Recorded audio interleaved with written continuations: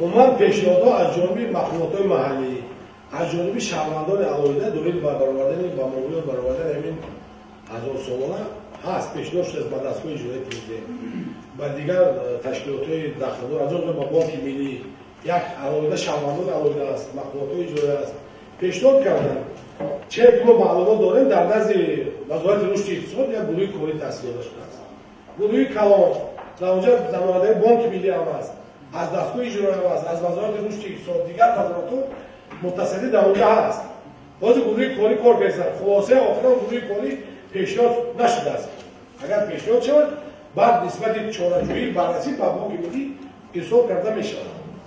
قرار داخلدار بانک ملی قبول نمی‌کند برای برآوردنش.